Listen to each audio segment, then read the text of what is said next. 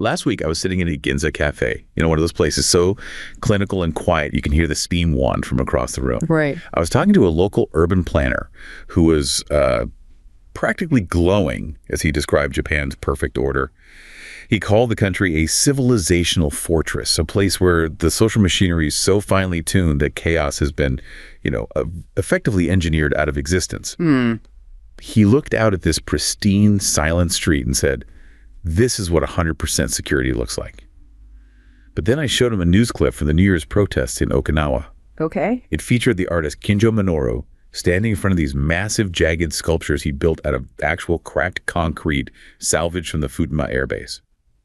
In the video, the wind was just howling, and protesters were shouting about no longer being Japan's sacrificial zone. And how did he react? The planner's expression. It just shifted instantly. Yeah. The warmth vanished, replaced by this sharp, detached irritation. He didn't ask about the grievances or the history. He just sighed and called the movement illogical. And then he dropped this chilling line. He said, "They are the ballast. If they don't hold the weight, the whole ship tips. Why can't they just be quiet and play their part?" The ballast. The ballast. That sudden pivot from praising the nation's harmony to dismissively demanding the silence of the people who actually pay for it, it was jarring. It revealed a cold, realist calculation right beneath the surface of the perfect Japanese life. Yeah. It made me realize that the peace of that Ginza cafe isn't just a result of good governance.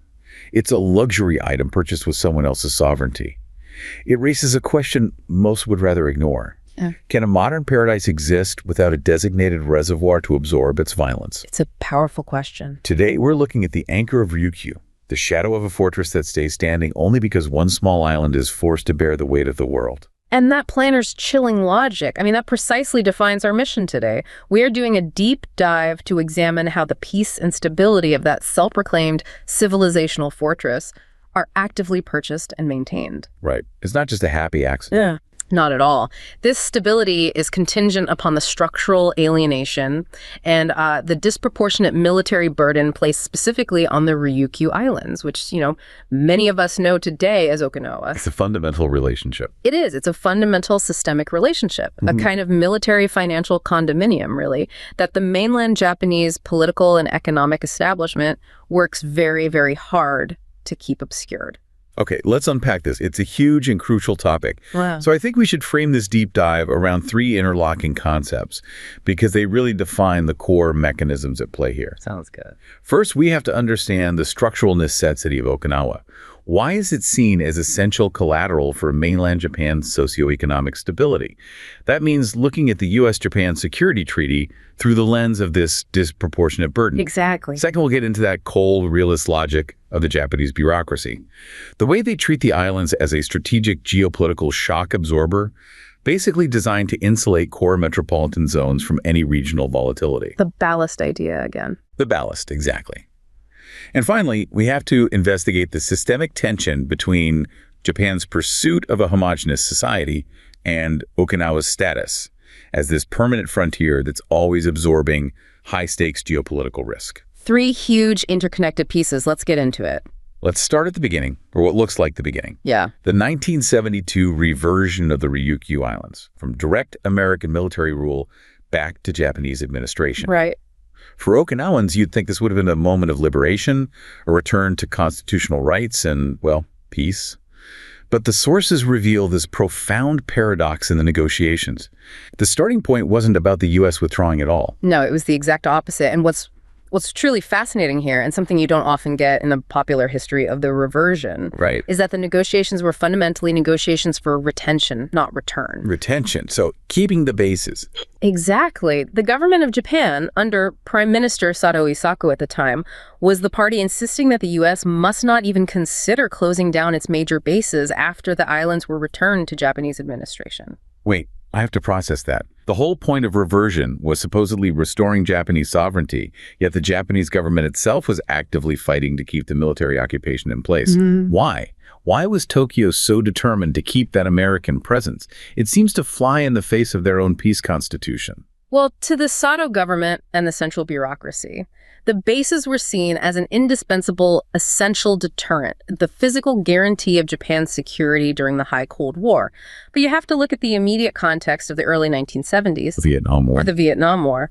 These bases weren't just sitting there defensively. Their primary function at that moment was, without a doubt, as an instrument of aggression in the daily bombing of Vietnam. So, by insisting on their retention and full freedom of use, the Japanese government was actively ensuring the base system violated the peace principle in Article 9 of its own constitution from day one. From the absolute outset, they were paying a political and a financial price to secure the violation of their own founding law. So they essentially traded administrative control for military necessity, and they outsourced the highest stakes part of the Cold War to the islands. And the U.S., recognizing the sheer political complexity and, frankly, the hypocrisy of this deal, they structured the entire transaction as a financial buyback. Oh, buyback. Absolutely. The U.S. insisted that Japan should pay for this arrangement, and they set the terms at what they openly called a price tag, an enormous sum. This wasn't framed as a gift or some kind of diplomatic goodwill gesture. It was a straight-up financial transaction. And this is where the deception really starts to pile up, because the figures themselves were designed to mislead everyone. The U.S. initially insisted on this massive sum, later documented to be around, $650 million? That's the figure. And it was more than double the officially announced public amount of $320 million, which was supposed to be for the return of U.S. assets like infrastructure and equipment. So the public number was already a fiction. That's right. The public announcement was a necessary piece of theater. And even that public figure, the $320 million, contained its own very specific political lie. Which was? It included a highly crucial item, $70 million. The Japanese government claimed this was earmarked specifically for the removal of nuclear weapons from the islands. This was to guarantee a non-nuclear return, which was consistent with public demand. A whopping $70 million for taking the nukes out. I mean, on the surface, that sounds like a major win for the Japanese public. They were deeply scarred by the war, fiercely supportive of the peace principle. It sounds like the government was protecting them. It was a sophisticated, high-stakes deception. It was designed to neutralize domestic political opposition, especially the powerful opposition parties in the Diet, who would have absolutely seized on the retention of bases as a constitutional violation. So what was the real story with the $70 million? Well, 4 decades later, the chief Japanese negotiator for the deal revealed the true, cynical reason for that specific figure. He admitted that they had decided on that figure in order to be able to say, since Japan paid so much the nuclear weapons were removed, we did it to cope with opposition parties in the Diet. Unbelievable. So they just manufactured a lie. They attached a precise price tag to a removal that may or may not have happened at that cost, just to shut down political dissent. That's it. So the takeaway is brutal. Japan paid the U.S. a secret fortune, while at the same time insisting the U.S. not return the military assets it was paying for, and then lied to its own legislature and public about the nuclear cleanup price tag. And this compromise fundamentally compromised the entire resulting political structure. The Okinawan reversion was a buyback, where Japan insisted the asset it was buying, the administrative rights, remained permanently tethered to U.S. military assets. So Tokyo only took back the unnecessary responsibility for local Okinawan administration while making sure the military infrastructure stayed put. Exactly. The island's principle, raison d'etre, its reason for being, remained war. What did that mean for Okinawans after 1972? Did being nominally back under Japanese administration extend any of those constitutional peace principles to them? Not at all. The entire arrangement created what you could call a theater state. A theater state? Yeah. Mainland Japan performed its role as a constitutional peace state. Article 9 was sacrosanct in Tokyo, but the islands remained a war state. This structural disparity was essential for the U.S. Cold War system. And the Okinawans saw this for what it was. Oh, absolutely. They had sought a reversion that would restore their peaceful ideal, return their fertile lands for economic use. But the 1972 terms left them profoundly disappointed and angry. The physical manifestation of this anger was palpable. On the actual day of the ceremony, none of Okinawa's 7 elected members of the Diet even attended the event in Tokyo. They boycotted it. And this structural necessity, it only deepened over time, right? Yeah. It proved the military-financial arrangement was the true core of the relationship, even after the Cold War ended. Yeah. Exactly. When the Cold War ended decades later, Okinawans anticipated that the peace constitution would finally be extended to them. They expected demilitarization. A peace dividend. A peace dividend, yes. But instead, the bases were reinforced, cementing the island's role as a bastion for projecting force across the Asia-Pacific. We saw the true power structure revealed when a governor who tried to work toward base reduction faced overwhelming legal pressure. What happened? He was actually arraigned before the Supreme Court and legally compelled to sign compulsory orders renewing the lease of Okinawan land to the U.S. forces. Compelled by the highest court in the nation to actively work against the expressed democratic will of his own people. That really says it all. It does. It's the definitive conclusion of that initial deal. Japanese sovereignty and constitutional pacifism were merely performed. It was a theater state, while the U.S. Japan Security Treaty functioned as Okinawa's true charter, transcending the Constitution and ensuring perpetual militarization. It sounds like it just continued the colonial relationship under a new name. It speaks to that colonial residue, yes. The documents signed in 1972 were as deceptive as the fealty performances the Ryukyu Kingdom gave to China and Japan centuries before. Sovereignty was only partially returned. The U.S. Japan condominium remained intact, leaving Okinawa a militarized, dual colonial dependency, structurally essential but politically disposable. Okay, so that foundation of structural deception, that's the starting point. Let's build on that and turn to the cold, realist logic that governs Tokyo's relationship with Okinawa. Right. The sources make it undeniably clear that the Ryukyu base system is viewed by the central government not as a local problem, but as a strategic geopolitical shock absorber. It's designed specifically to keep regional security volatility away from the mainland's core, away from Tokyo and Osaka. And this logic manifests in some truly astonishing financial commitments. They're intended solely to prolong the military occupation regardless of cost. The bureaucratic imperative is stability for the mainland and its purchase with Okinawan geography. A prime example of this is the Guam International Agreement of 2009 and 2010. The financial scope of this was just unprecedented. It was an exercise in intentional high-cost outsourcing. I mean, we know Japan has a history of these sympathy omoyari payments to support U.S. forces, but the Guam Agreement took this to a whole new level. So Japan committed to paying an unspecified sum. Estimates are in the $10 billion range, just for the Futenma Replacement Facility, the FRF at Hinoka. Right. But the real shocker is the commitment for facilities outside of Japan. Japan agreed to pay $6.1 billion for the construction of U.S. military residential and other facilities in Guam. $6 billion for facilities on sovereign American soil. Think about that magnitude. Japan was paying for U.S. infrastructure half a world away. What was that money even covering? Everything. Medical clinics, fire stations, administrative buildings, bachelor enlisted quarters. It was a massive capital investment into U.S. infrastructure designed to enable the smooth relocation of some troops. But the key here is that the driver for this massive spending wasn't really national security for Japan, was it? No. Discussions about Japan's defense barely factored in. The driver was the bureaucratic determination to cement the U.S. occupation of Okinawa and provide logistical service for U.S. wars abroad, like in Afghanistan and Iraq.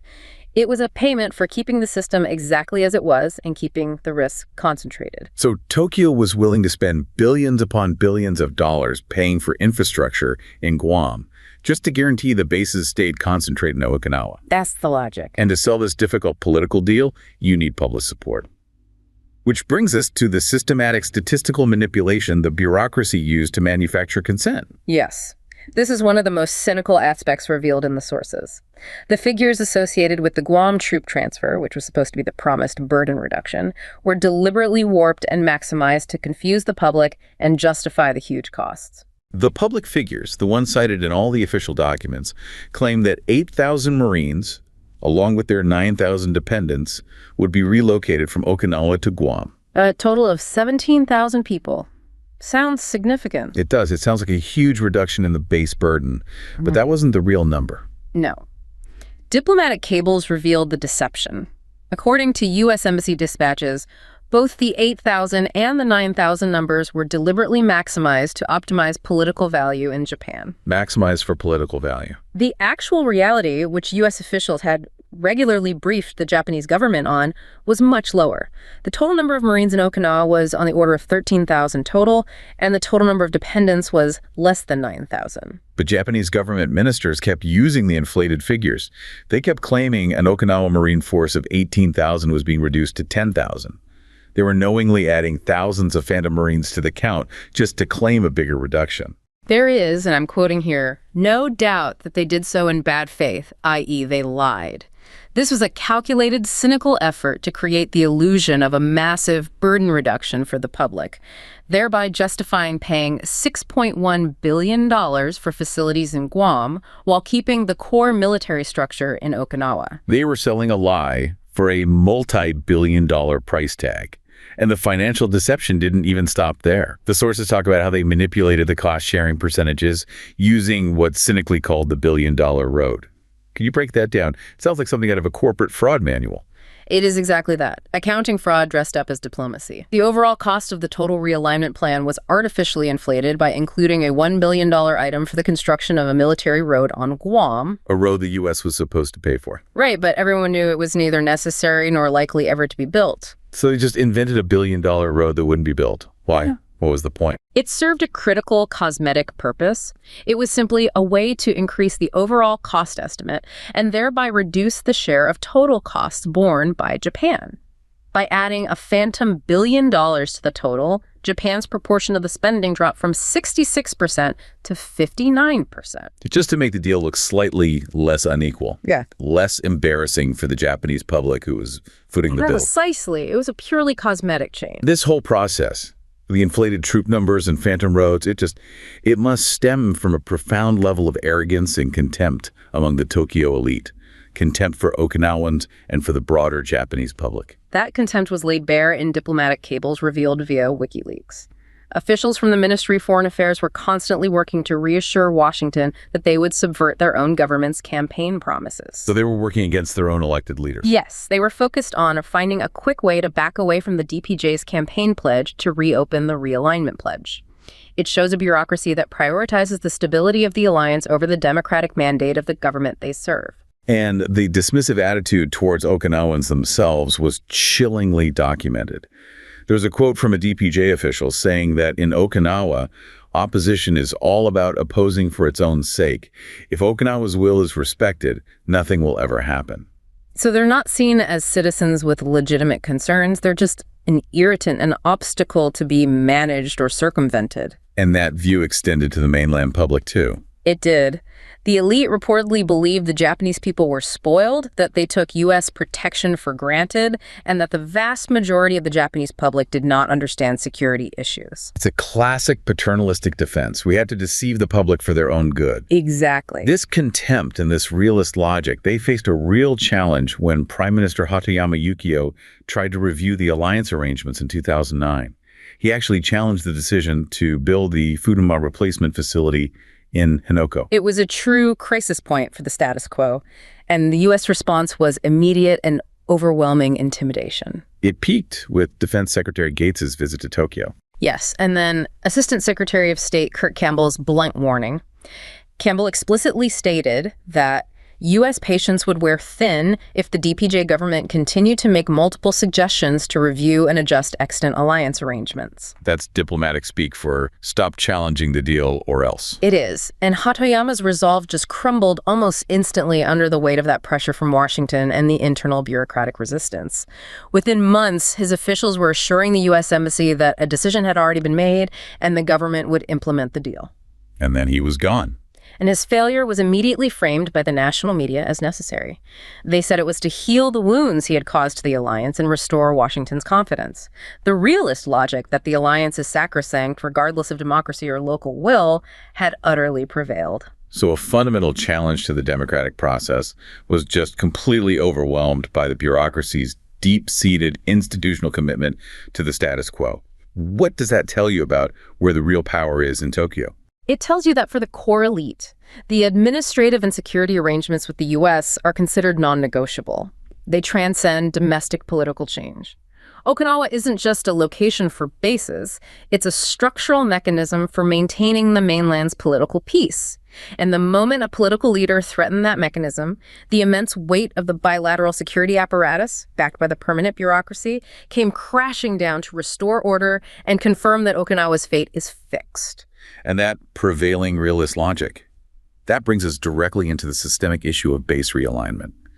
When the Japanese and U.S. governments talk about returning land or reducing the burden, the structure is actually designed to ensure the imbalance remains permanent. The military function is just displaced within the prefecture, not reduced nationally. We have to anchor this with the raw numbers to really understand the scale of the problem. Okinawa Prefecture is just 0.6% of Japan's total land area, a tiny fraction. Right. Yet it hosts a staggering 70% of all U.S. military land in Japan. 70%. 70%. To put that in perspective, that translates to a base density 500 times that of the mainland. Imagine living with 500 times the national average of military presence in your daily life. That concentration makes any talk of burden reduction seem like a cruel joke. After the traumatic 1995 rape incident, there was intense global pressure, which led to the creation of the Special Action Committee on Okinawa, or SECO, and this new discourse of Futan Keegan, burden reduction. Right. And the SECO final report of 1996, it appeared responsive to Okinawan concerns, but it actually performed a very clever structural twist.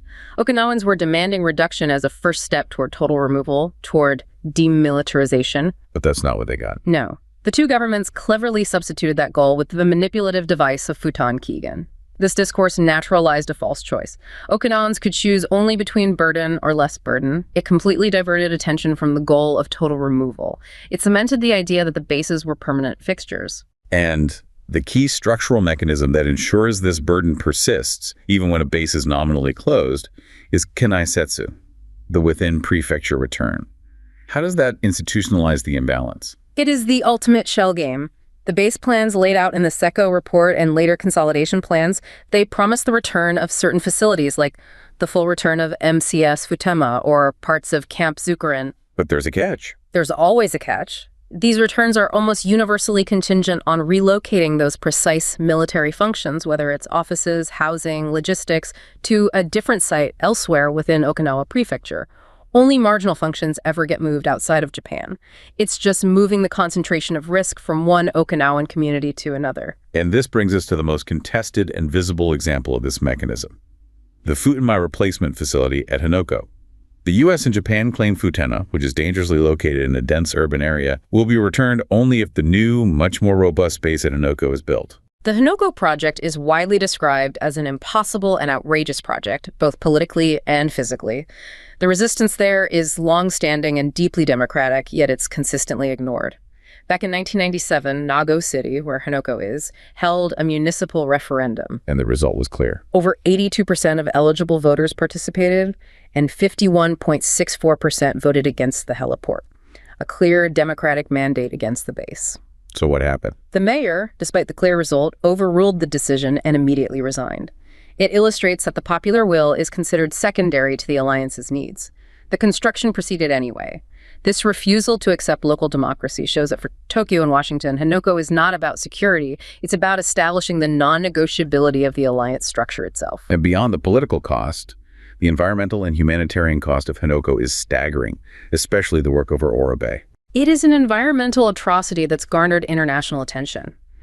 The FRF construction requires extensive landfill over Ora Bay, which is sometimes called the Galapagos of Asia, for its unique, fragile biodiversity. We're talking 5,300 marine species. And the construction is destroying it. It requires driving thousands of piles into the coral substrate and filling the area with millions of cubic meters of sediment. This destruction affects the corals, disrupts the entire marine ecosystem, and is actively decimating the known grazing site for the endangered Okinawan dugong. So even successful base returns often just become new forms of occupation. They become toxic landscapes, unusable for years because the U.S. Japan Status of Forces Agreement, SOFA, ensures Okinawans inherit the environmental fallout. This is a critical structural detail that prolongs the alienation. SOFA Article 4, Section 1, explicitly states that the U.S. is not required to restore returned land to its original condition or compensate for remediation. It's an explicit abrogation of environmental responsibility that leaves local authorities to shoulder the entire cleanup burden and cost. The U.S. asserts extraterritoriality even over the Earth itself. That's a good way to put it. And what kind of pollution are we talking about here? This is serious, lasting contamination. We've seen catastrophic pollution problems that dramatically extend conversion timelines, making the land unusable for years, sometimes decades. At Kadena Air Base alone, between 1998 and 2015, U.S. Air Force documents show they spilled 40,000 liters of jet fuel, 13,000 liters of diesel, and nearly 500,000 liters of sewage into the public environment. And that's just what's documented. Exactly. There's endemic underreporting and historical evidence of hundreds of barrels of Agent Orange found buried at MSIS Futenma. The U.S. practice of refusing independent environmental assessments just obstructs any remediation planning, leaving the local authorities to shoulder the cost. The military leaves a toxic footprint, and the community has to pay to fix it. This process just young. It feels like the military's presence simply transmutes rather than disappears. But some returned land transitions quickly into new commercial use, like the case of the former Owais Meadows Golf Club, which became the Aeon Mall Okinawa RY-Com. Right. The Owais Meadows case is a perfect illustration of how the land problem evolves over generations under occupation. The golf club was a 47-acre leisurescape, one of 170 U.S. golf clubs globally, built atop highly fertile farming land that was nearly 85% privately owned. And the military justified keeping it. They did. During the Price Commission hearings, U.S. officials justified retaining the land by citing Okinawan employment, effectively prioritizing the land's exchange value over its historical use value as farmland. So the military use cemented the land's value as a site for rent and commerce, not agriculture. And the conversion to the Aeon Mall, which was Okinawa's largest mall at the time, was extremely fast, just 4 years from return to opening. How did the original landowners navigate that? For the new generations of landowners, long-term dislocation has fundamentally altered their perspective.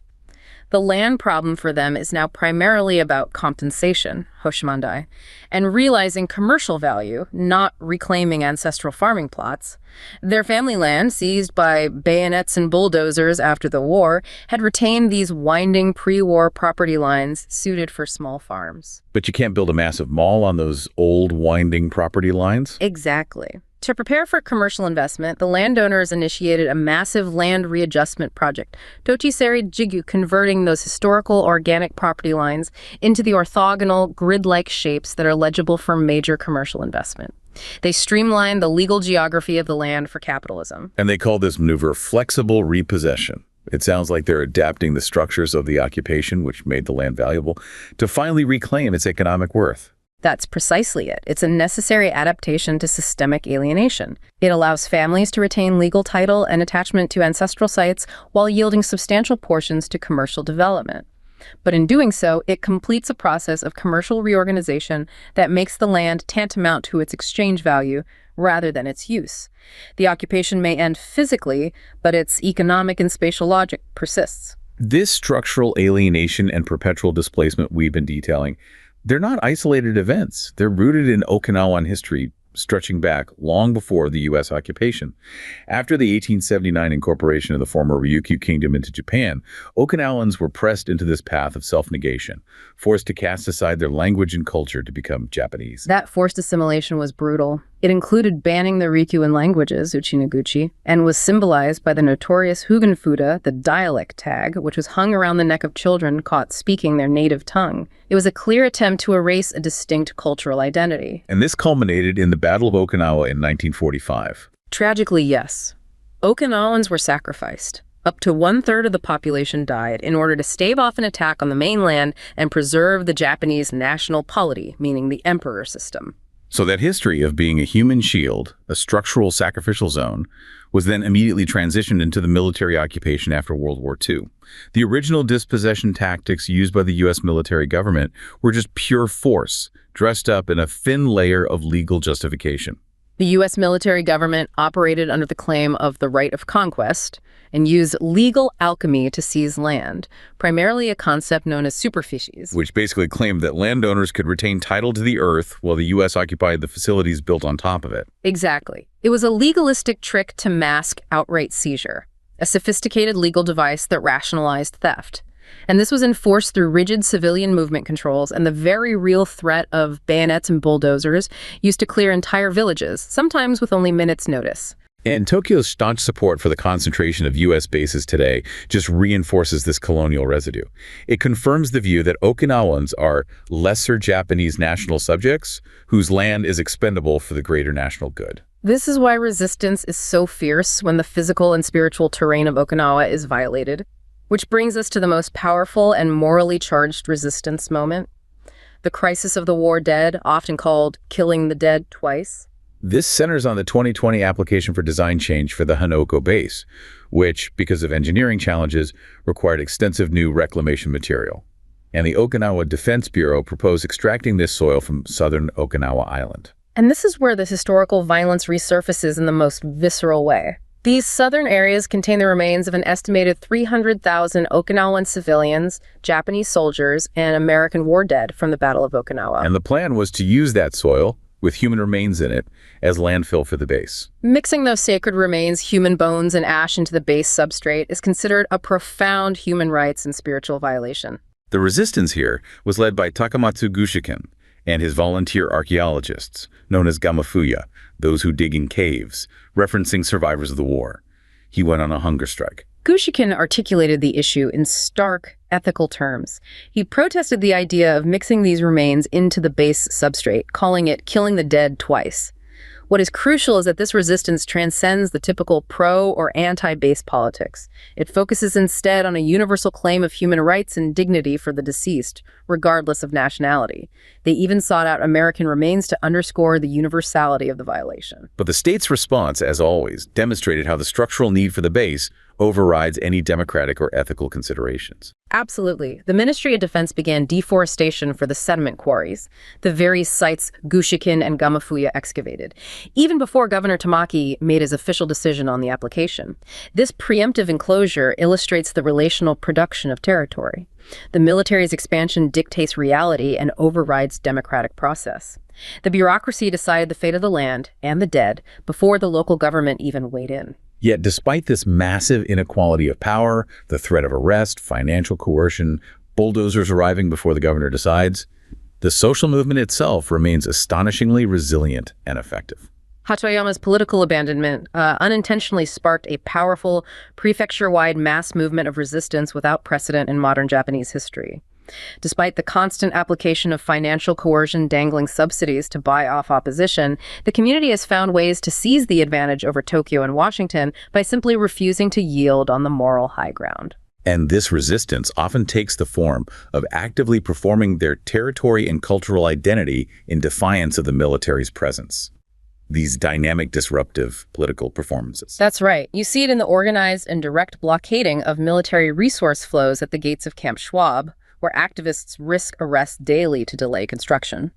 You also see it in powerful acts of cultural restoration. For example, women activists at events like Women's Day at the Gate, they actively disrupt resource flows, but they also restore cultural identity by speaking their native Ryukyuan language, Uchinaguchi, directly to the riot police. Speaking the language that was banned decades ago with the Hugen Fuda tag, that's a profound act of defiance. It reverses that historical violence.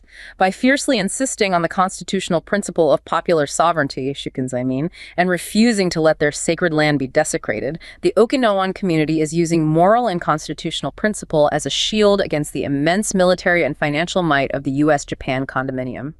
They hold the advantage because their demands align with the democratic ideals the Japanese state supposedly champions. When we return to the Ginza planner, the one who praised the nation's perfect order and called Okinawans the ballast that must hold the weight and be quiet, the picture we've assembled is now complete. It is. It means the peace and stability celebrated by that urban planner, the civilizational fortress, is structurally contingent upon the perpetual alienation and military burden of the Ryukyu Islands. This celebrated peace is not organic. It's a luxury item purchased by demanding the silence and sacrifice of those who bear the weight. The knowledge that this peace relies on systematic deception, statistical lies, bureaucratic contempt, and the desecration of land and history is deliberately obscured from the mainland core. The history we've traced, from the deceptive 1972 Reversion, where Japan paid a secret fortune to ensure U.S. military retention, to the multi-billion-dollar financial lies used to justify the Guam Agreement, the environmental violence of realignment, and the moral outrage of threatening sacred land, it reveals a consistent structural mechanism at work. It confirms that the structural alienation of Okinawa is not an accident or a historical leftover. It is the necessary substrate.